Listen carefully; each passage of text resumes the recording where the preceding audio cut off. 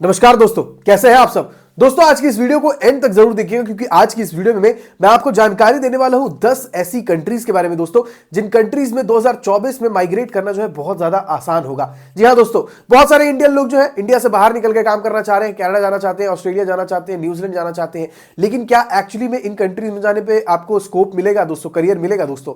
आज की इस वीडियो में मैं आपको बताने वाला हूं, आपको जो है दुनिया भर की 10 ऐसी कंट्रीज के बारे में बताने वाला हूं दोस्तों, जहां जाना आसान होने वाला है, जहां पर आप जा सकते हैं और जहां मतलब जॉब करना जो है आपके लिए फर्स्ट चॉइस होनी चाहिए दोस्तों। हां, वैसे तो बहुत सारी बड़ी कंट्रीज भी हैं इस लिस्ट में शामिल, लेकिन आपको कौन सी कंट्री सिलेक्ट करनी है दोस्तों, अगर आप वो जानना चाहते हैं तो वीडियो के अंत तक बने रहिएगा। वीडियो अगर पसंद आए तो वीडियो को लाइक कीजिएगा, शेयर कीजिएगा और चैनल को सब्सक्राइब करना मत भूलिएगा दोस्तों। मैं हूं सौरभ और आप देख रहे हैं पब्लिक इंजन। सबसे पहले मैं क्लियर करना चाहूंगा दोस्तों कि हम एजेंट नहीं है, हम सिर्फ और सिर्फ सीवी कवर लेटर की सर्विसेज देते हैं। तो अगर आप हमें मैसेज या कॉल कर रहे हैं तो प्लीज सीवी कवर लेटर के लिए ही कीजिए, अदरवाइज आप अपना टाइम भी वेस्ट करेंगे दोस्तों और हमारा टाइम भी वेस्ट करेंगे, क्योंकि फिर से एक बार बोलूंगा, हम एजेंट नहीं है। ज्यादा टाइम वेस्ट ना करते हुए दोस्तों मैं आपको जो है डायरेक्ट कंट्रीज के बारे में बताता हूं कि कौन कौन सी ऐसी कंट्रीज है जो 24 में जो है 2024 में आपकी फर्स्ट चॉइस होनी चाहिए दोस्तों। अभी अगर आप देखेंगे अपने स्क्रीन पे तो सारी सारी जानकारी आपको इसी स्क्रीन पे मिलने वाली है दोस्तों, ठीक है। यहां पर आप देख सकते हैं लिखा हुआ है 10 best countries to work abroad in 2024। ऐसी 10 कंट्रीज जहां पर आप जाकर के, फॉरेन कंट्रीज जहां जाकर के आप आराम से काम कर सकते हैं, और ये सारी की सारी बेस्ट कंट्रीज कहा जा रहा है दोस्तों, बेस्ट कंट्रीज में से एक है। तो भैया वीडियो के अंत तक जरूर बने रहिएगा अगर आप भी सारी की सारी कंट्रीज के बारे में जानना चाहते हैं, ठीक है। यहां पर अगर आप देखेंगे तो सबसे पहले नंबर पे जो है वो आती है न्यूजीलैंड दोस्तों।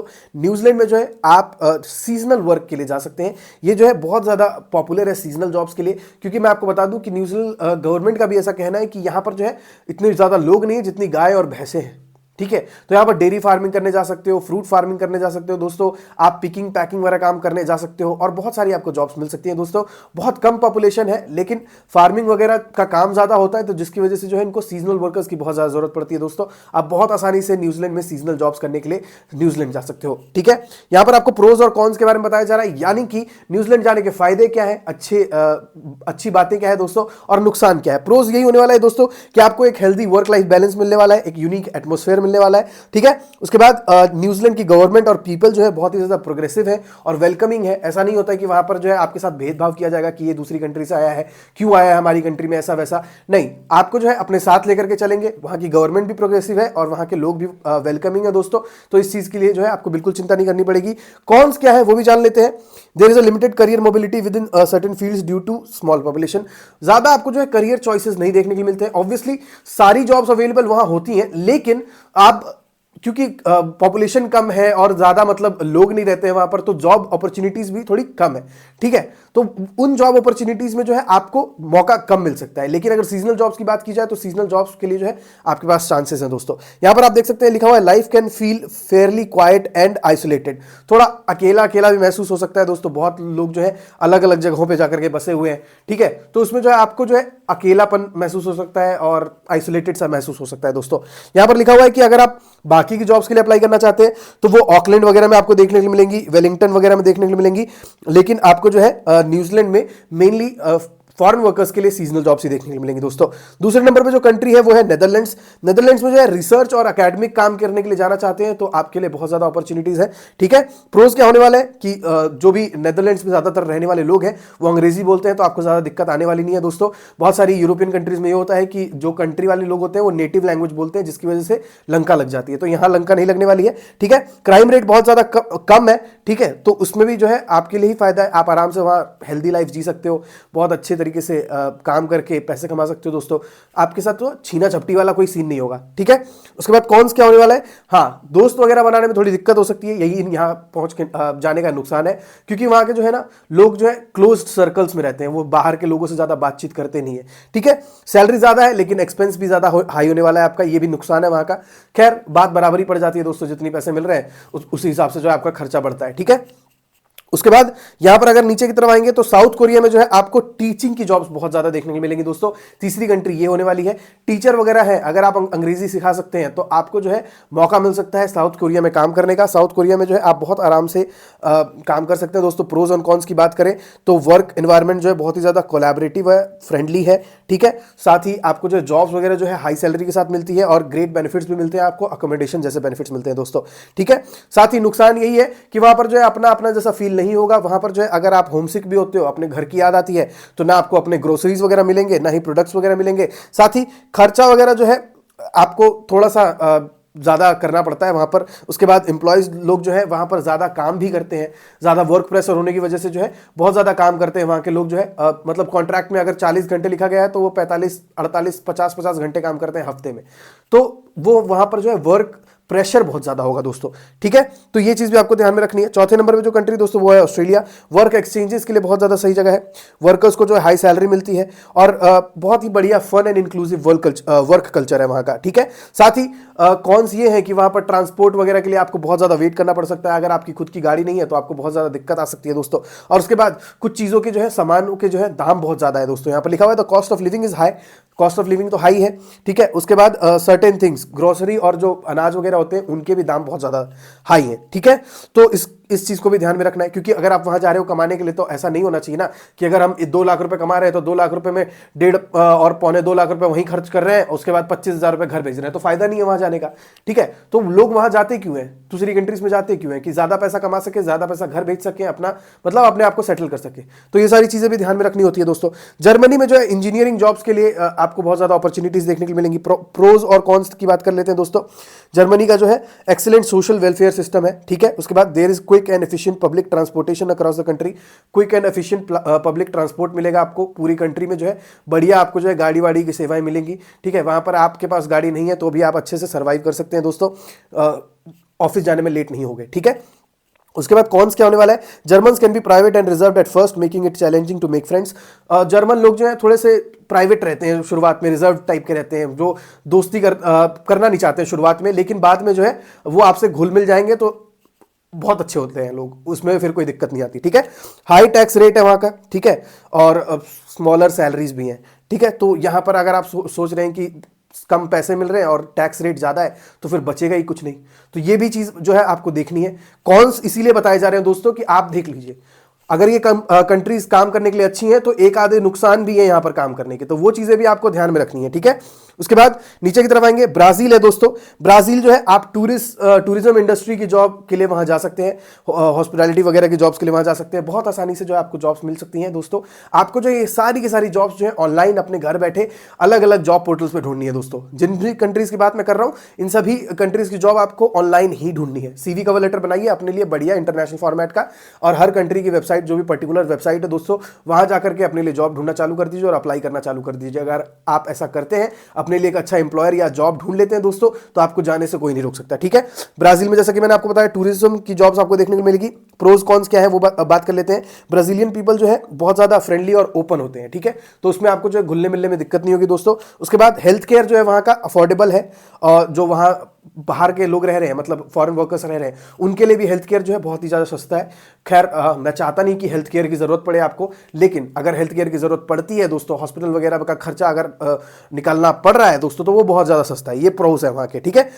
कॉन्स क्या है, क्राइम बहुत ज़्यादा है वहाँ पर, ठीक है। प्रॉब्लमेटिक चीज़ जो है वही यही है कि वहाँ पर क्राइम बहुत ज़्यादा है, ठीक है। उसके बाद इकोनॉमिक इंस्टेबिलिटी है, गवर्नमेंट में जो है करप्शन है वहाँ पर, गवर्नमेंट जो है तख्ता पलट वगैरह होती रहती है, तो इसीलिए इकोनॉमी जो है ऊपर नीचे होती रहती है, जिसकी वजह से अगर जॉब्स अवेलेबल हैं तो कल को ऐसा भी हो सकता है कि जॉब्स नहीं है।